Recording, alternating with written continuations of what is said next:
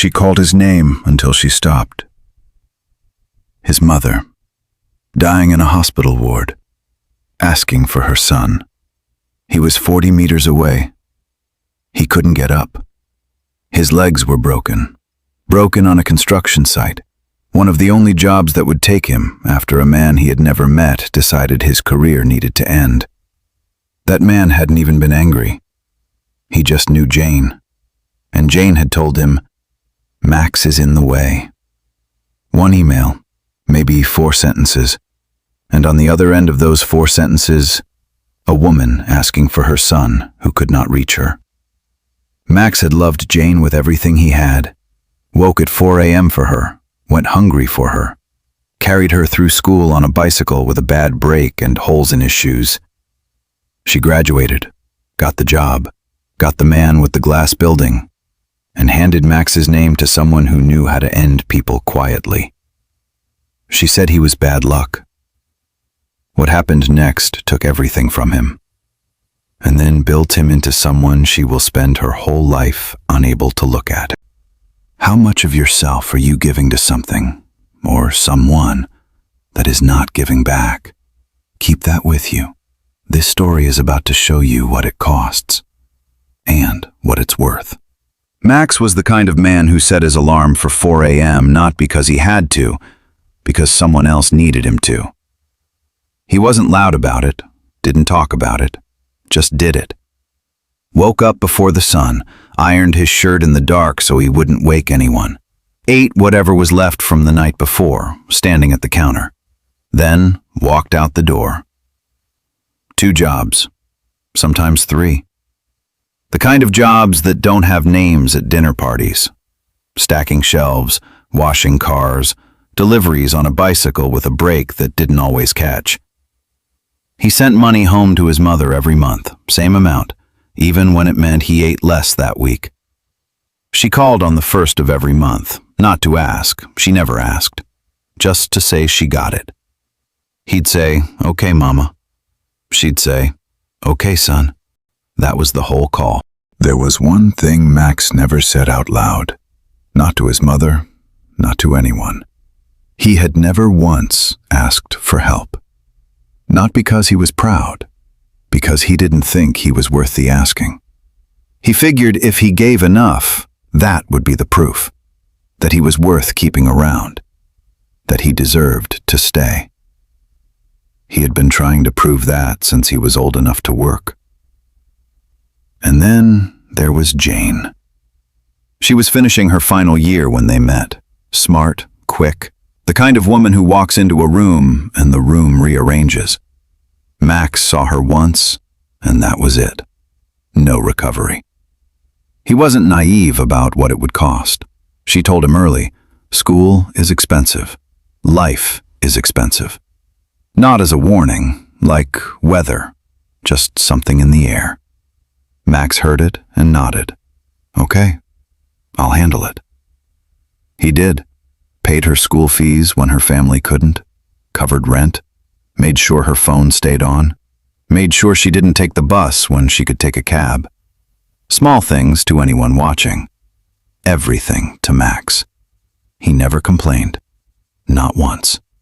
Not when his own shoes had holes in them. Not when he skipped lunch for a week to make up a shortfall. He told himself, temporary. Once she's done, once she's standing, we do this together. He kept a number in his head. A ring number. Not expensive, just real. One Friday, after a long shift, he sat on the curb outside the shop where he worked and looked at his hands, cracked at the knuckles, calloused at the base of the fingers, and thought, these hands are the reason she's in school right now. He didn't think it with pride. He thought it with relief, like the hands were the proof, like as long as they were useful, he was safe. That was Max, a man who had confused love with evidence, who had spent so long giving that he had forgotten giving was supposed to be a choice, not a payment. He was still making payments when she collected her degree. Max stood at the back of that graduation hall in a borrowed shirt, the one his cousin said he could keep but he still planned to return, and watched her walk across that stage. He felt something in his chest he didn't have words for. He had put something of himself into that moment, into her, into the woman crossing that stage. There was a piece of him up there. He clapped until his palms hurt. Afterwards, she found him in the crowd, hugged him, said thank you, quickly, briefly, already looking over his shoulder at course mates calling her name for photos. He didn't mind. She's happy. That's the point. 3 months later, she got the job. A big firm, glass building, company card, a title on the first day. She called Max to tell him. He was on a delivery run. He pulled the bicycle over, sat on the curb, and listened to her voice. Smiled so wide, a man passing by smiled back without knowing why. Things were moving. Max picked up extra shifts, not to survive now, but to save. He had a number, specific. The ring, the dinner, the night he would ask what he had already decided a long time ago. He started counting down. He didn't know he was the only one counting. He wanted to surprise her. Nothing complicated. He'd finished an early shift, picked up her favorite food from the spot she used to say she'd eat every day if she could afford it, and went to her flat. He didn't call ahead. He wanted to see her face. She didn't open the door. It was already open. Not wide, just slightly. Enough. He pushed it and stepped inside. He saw them before either of them saw him. A man, older, well-dressed, the kind of well-dressed that is easy and unconscious. And Jane. Close. Her hand on his chest, his hand at her waist. Not friendly, not accidental. The food was still in Max's hand. He stood in the doorway of the flat he had paid for, holding food she used to say she'd eat every day. Jane saw him first. She didn't look guilty. That was the thing that came back to him later, again and again. She looked inconvenienced. She stepped back from the man, straightened, took a breath, and said it. She said Max was bad luck. Said it plainly, like she'd been thinking it for a while and was relieved to finally say it out loud. Since she'd been with him, she'd been suffering, unable to experience the good things of life, tired of small, tired of waiting, tired of a man who worked 3 jobs and still couldn't give her what she deserved. The man behind her, John, didn't say a word, just stood there, hands in his pockets, calm, like he'd seen this scene before and found it unremarkable. Jane said, "John has given me things I didn't know I could have." Max looked at the food in his hand, set it down on the table by the door, walked out. He walked for a long time. He kept thinking about the ring number, the specific number he'd been building toward. He thought about his mother, her voice on the first of the month. He thought about the borrowed shirt he was still wearing. And then, underneath all of that, something older. Was it ever enough? Not the money, not the sacrifices, not the 4 a.m. alarms and the holes in the shoes and the months of eating less so she could eat more. He had spent years giving, telling himself, a little more, a little longer, a little harder, and it will mean something. I will mean something. He sat on a curb and looked at his hands, the same hands he had looked at with relief just months ago. Now they just looked tired. The call came 3 days later. A number he didn't recognize, a voice he didn't know. Short, official. His position had been restructured, effective immediately. Thank you for your time. Max sat with the phone in his hand after the call ended. Turned it over. The timing. The speed. 3 years at that job. No write-ups, no complaints, not one day of serious trouble. And within 72 hours of walking out of Jane's flat, the job was gone. He didn't have proof. He didn't need it. John had a glass building and a company card and the kind of quiet reach that never leaves fingerprints. and she had handed his name to a man with the right connections and the wrong intentions. That was the moment Max understood something that would take him a long time to fully feel. The suffering hadn't started 3 days ago in that doorway. It had started much earlier. He had just been too busy carrying someone else to notice. He looked for work every day, relentlessly. But John's reach was longer than Max had understood. Not loud, never loud. Just quiet doors that didn't open, callbacks that never came, interviews that ended in polite nothing. He started keeping a list, every interview that ended nowhere. He mapped it, the way a man with a logistics mind maps broken routes, looking for the pattern. By the 4th week, the pattern was clear. Every company connected to John's sector, which was most of the good ones, went silent after first contact. Not rude, just silent. The particular silence of a door locked from the other side before you arrived. One interviewer had looked at Max's CV and said quietly, "You were at Harrington Logistics?" Then said nothing else and moved on. Max watched his expression close. John hadn't ended one job. He had poisoned the well, and the well was deep. Max burned through his savings in 6 weeks, then the reserve he'd kept for the ring, then the emergency fund he hadn't touched in 4 years of emergencies.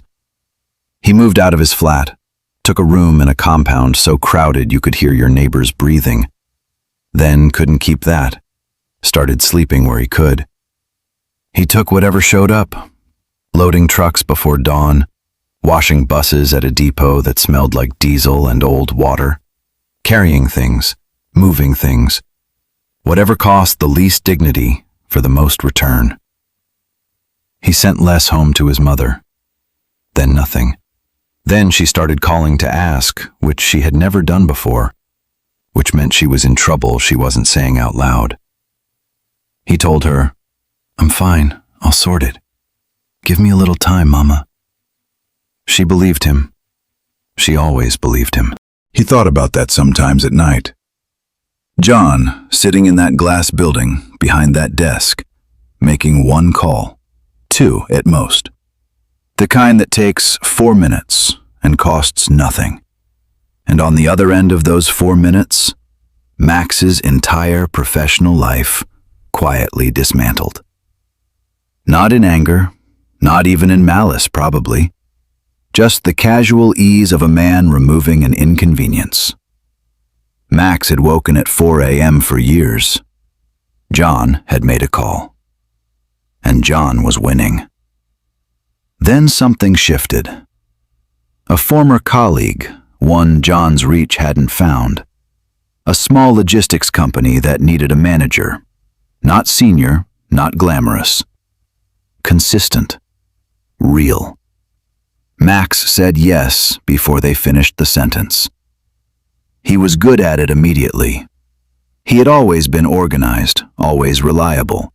The kind of worker who arrives early not to impress anyone, but because being late has a cost, and Max had never liked avoidable costs. Within 2 months, his supervisor called him dependable. Within 3, a small raise. Within 4, a proper room.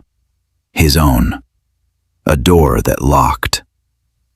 He slept through the night for the first time since the doorway. He sent money home again.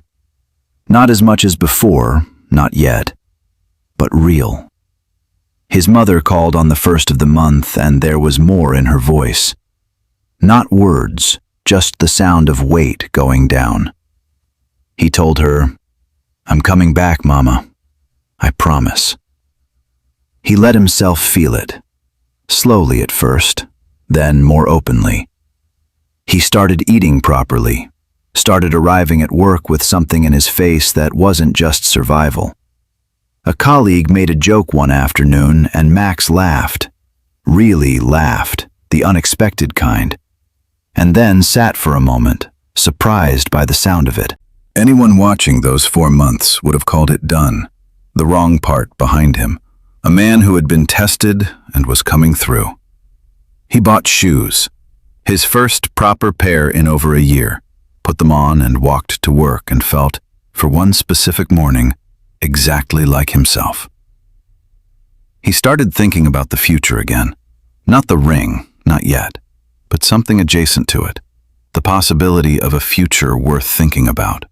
He didn't know yet that the ground beneath those shoes had already been prepared, that John, in one final, almost bored act of reach, had quietly contacted the company's primary investor. Not a call, probably an email. 4 sentences at most. The kind of damage that doesn't announce itself. Filed away, acted on slowly, while the man it's aimed at is buying shoes and sleeping through the night and calling his mother. 3 days before the announcement, Max had gone to the filing cabinet for a client folder, found it moved, tracked it to a different section, a folder labeled with John's company name. He had stood there, thought, that's strange, told himself, companies overlap, it's nothing. Closed the cabinet, pulled the correct file, gone back to his desk, said nothing, asked nothing. The announcement came on a Tuesday. Restructuring, downsizing. His role, specifically his role, eliminated. End of month. He sat in the meeting room, looked at the paper. He recognized the shape of it immediately. Not the paper, the hand. And the folder label snapped into place like a key in a lock. John had been in this building the whole time. Not just once. Still here. Still watching. Still making small, quiet moves that Max only understood when they had already landed. 3 days too late. That was the end of the shoes meaning something. The end of sleeping through the night. The end of, I'm coming back, Mama. He didn't know yet it was the end of her waiting for him to. His mother got sick in November. His aunt called. His mother had collapsed. She was in a public hospital. The amount was named carefully, the way you name a number when you're bracing for what comes next. Max heard it and felt the floor go. He didn't have it, not anything close. 6 weeks unemployed. His savings a joke he had stopped laughing at. He had been surviving on the edges, cash jobs, day rates, whatever his body could still do. He said, I'll get it. Give me a few days. He worked every hour that existed. Day labor, night shifts at a market, running deliveries, cleaning offices, lifting things that made his back hurt in a new, specific way. He called his mother on the 3rd day. She sounded weak, but okay. Hanging on. Waiting for him. She always waited for him. He was close. Maybe 60% of what he needed. 2 more days. On the 5th day, carrying a load on a construction site, he fell. Uneven ground, a wrong step, the weight on his back. He came down hard, both legs. He heard something before he felt it. He lay there for a long time before anyone came. By the time they reached his mother, 2 days had passed. His aunt had tried everything. His family had tried everything. His mother died on a Wednesday morning. He was 40 meters away and could not get up to reach her. They told him when the pain medication was low enough that he could think. His aunt came to the ward, sat next to him, put her hand on his arm. He turned his face to the wall. He didn't cry immediately. There was something in the way. Too much. A fullness with nowhere to go. He lay in that ward for 3 weeks. His legs healed wrong. The damage was permanent. He thought about her voice. 1st of the month. Okay, son. He thought about the borrowed shirt, the bicycle, the ring number. He thought about what Jane had said. Bad luck. He had dismissed it then. But lying in that ward, legs wrong, mother gone, money still not enough, he found himself turning something older over. Not, am I bad luck? Something underneath that. What am I without the giving? He had defined himself entirely by what he could provide. If he was providing, he was worth something. If he was providing, he was safe. If he was providing, he had earned his place. And now, no job, no legs, no money, no mother, nothing to give, nothing to offer. Is this who I actually am? Underneath all of it, is this it? He didn't have an answer. He had spent his whole life making sure he never had to ask the question. Now, the question was all he had. The hospital discharged him when they needed the bed. He came out on crutches that didn't fit right. His legs were unreliable. The physical work was gone. The loading dock, the delivery runs, the bicycle. The whole economy of his survival built on a body that had now broken. Gone. He sat outside a filling station one morning, and a man dropped money in front of him without being asked. Max looked at the money. He looked at his hands. He picked it up. That was the cost. Not the money. The picking it up. A man who had woken at 4 a.m. for someone else. Who had skipped meals.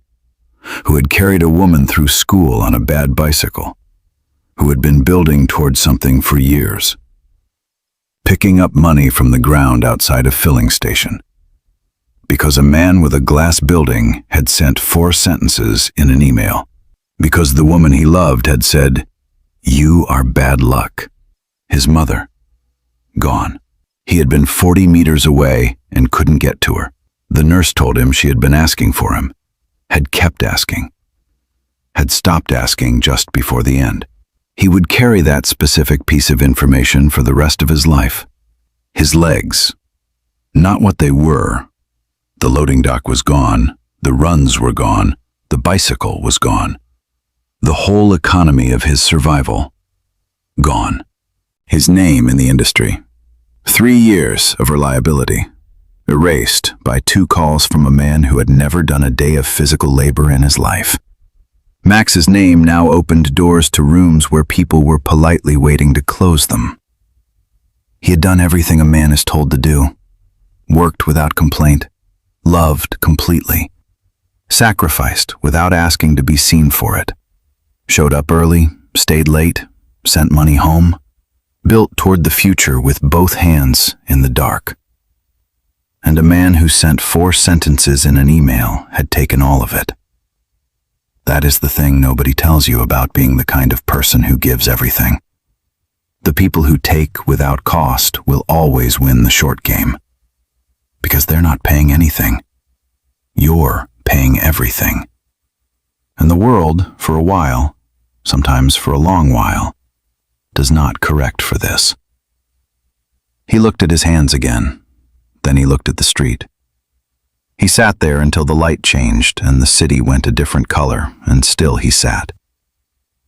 He did not know, sitting there, whether he was going to be okay. He genuinely did not know. He didn't ask for help. He had a system. Not dignity, exactly. He had let go of a clean version of dignity, but something quieter underneath it.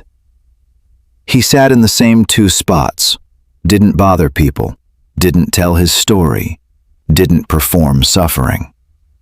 Just sat. And when someone gave, he said thank you, and meant it. One morning he found a small notebook, clean, barely used. Someone had dropped it or left it. That evening, in the light of the filling station, he opened it and started writing numbers. Not a plan, just numbers. What things cost. What small amounts gathered over days could eventually add up to. The arithmetic he used to do for Jane's school fees, for his mother's monthly transfer, for the ring he never bought. He hadn't lost the habit of thinking forward. That was the thing nobody had taken. He wrote in that notebook in the evenings. Numbers, small columns, the beginning of a shape he couldn't name yet. Nobody saw it. It fixed nothing. But it was his. Entirely his. He didn't recognize her at first. She recognized him.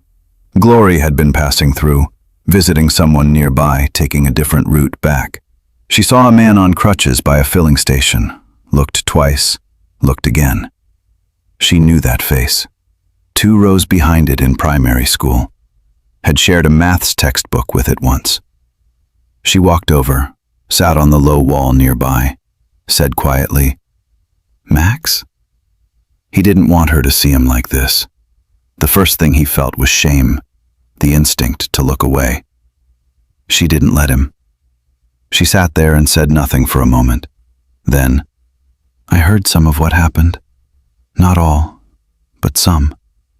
He said nothing. She said, "I'm not here to feel sorry for you. I'm here because I know who you are." She came back the next day, and the one after. She brought food the way someone does when they want it to seem incidental, wrapped up like it was extra, like she'd made too much. He understood what she was doing and let her do it. Her life had changed. Her mother had remarried, a man named Daniel. Quiet, serious about the few things he was serious about. One of those things was glory. He had taken her in as a daughter without condition or performance. She had been loved back into wholeness. Max listened to her talk about him, didn't say much. He wasn't ready for much. After 3 weeks, she brought it to her father. She didn't frame it as charity. She told Daniel, "There is someone I grew up with, the most hardworking person I have ever known. He has been destroyed by things done to him, not by anything he did. He needs prosthetics. He needs somewhere to land." Daniel listened, asked one question. "What kind of man is he?" Glory said, "The kind who was already writing numbers in a notebook before he had a reason to." Daniel met Max. 2 men, different worlds. Max answered questions directly. No story, no performance, no asking. Just answers. Daniel said, "I'm going to help you. Not because of glory. Because of how you shook my hand." The prosthetics came first. Proper ones, fitted. The kind that give a man his stride back. Max stood up straight for the first time in months. Walked across the room, walked back. He took 3 steps, then 5, then crossed the room. The physiotherapist watched, said, "Good." Max stood at the window, looked at the street below. The same kind of street he had sat on, same city, same noise. He pressed one hand flat against the glass. He thought of the construction site, the uneven ground, the weight on his back, the sound before the feeling. He thought of his mother asking for him, asking and stopping. He was standing. That was all it was. But the man who had bought those shoes, the ones that meant something for one morning, had not been sure he would ever stand like this again. His own weight on something that held. He stood there a while, then turned back into the room. Then Daniel asked, "You understand numbers. You understand supply chains. You were running logistics in your sleep. What would you build if someone gave you the ground?" Max opened his mouth. It was the first time anyone had asked him that. The business started small, a logistics company, small fleet, 2 routes, 1 client. Max ran it the way he ran everything, quietly, completely, without waste. He knew the industry from the inside. He had been the delivery man, the warehouse loader, the 4 a.m. shift. He understood where things broke, where time was lost, where costs hid in the gaps that management never saw because management had never done the work. He fixed those gaps, methodically. Word moved the way it does when the work is consistent. 1 client became 3, 3 became 12. Second fleet, 3rd route. Staff, an office, not a glass building, not yet, but a real space with a sign on the door that said his name. He called his aunt when the first year closed in profit. She cried. He almost did. His people stayed. That was the tell. In an industry where staff moved constantly, his people stayed. He paid them fairly and he knew their names. That was the whole policy. 3 years in, his company was the fastest-growing logistics operation in the region. 2 years after that, the largest in the country. The name on the glass building was his. He heard about John through someone who knew someone who didn't think he'd care. John's company had struggled, a bad investment, a contract that fell through. He had taken a smaller role at a smaller firm. The glass building was someone else's now. Max heard it, sat with it a moment, then went back to what he was doing. Not because it didn't matter, because his own life had become too large for it to matter the way it once would have. And Jane and John had discovered, after everything, after the trips and the company card and the particular cruelty of throwing away a man who loved you, that they were both AS. Same genotype. Together they could not build the future she had chosen him for. The thing she had left Max to find had a wall in it she couldn't see until she was standing against it. Max heard that too. He looked around his office, at the desk, at his daughter's picture on the corner of the shelf, at his daughter, named after his mother, who was learning to run and falling down and getting up and laughing about it. He waited to feel the old weight, the specific wound of what had been done to him. He waited. It wasn't there. Not forgiveness, not indifference. Something more precise. The information had arrived and found no room. His life had grown too full. The wound had not healed clean. Wounds like that don't heal clean. But it had become a small room in a large house. He knew where it was. He just didn't live there anymore. He turned back to his work. He was at an industry event. Glory had said he needed to get out of the office when someone tapped his shoulder. A man he didn't know. Older, a known figure in the sector. He said, "I've been watching what you've built. I want to talk about a partnership." Max hadn't gone looking for anything, hadn't pitched anyone, hadn't performed success or announced himself. The door had opened on its own. He thought of Daniel, of the question, what would you build if someone gave you the ground? He thought of a notebook with numbers in it, written in the light of a filling station. He looked at the man and said, "Let's talk." He married Glory on a Saturday in March. Small wedding, his choice, not circumstance. He had the money for anything. He wanted small. He wanted it to feel like them, quiet, real, no performance. She wore something simple and looked like herself. That was the most beautiful thing Max had ever seen. He stood at that altar and thought about the 4 a.m. alarms, the bad brake on the bicycle, the holes in the shoes, his mother's voice on the first of every month. He thought, she would have liked this. The partnership opened new verticals, cross-border, freight, infrastructure. Max hired well, trusted his people, paid fairly. His people stayed. That was the whole policy, and it was enough. He and Glory had a daughter. They named her after his mother. He held her in the hospital room on the first day. She was small in a way that made everything else seem suddenly negotiable. She made the sound all newborns make, not crying, just announcing. And he looked down at her face. His mother's name, his daughter's face.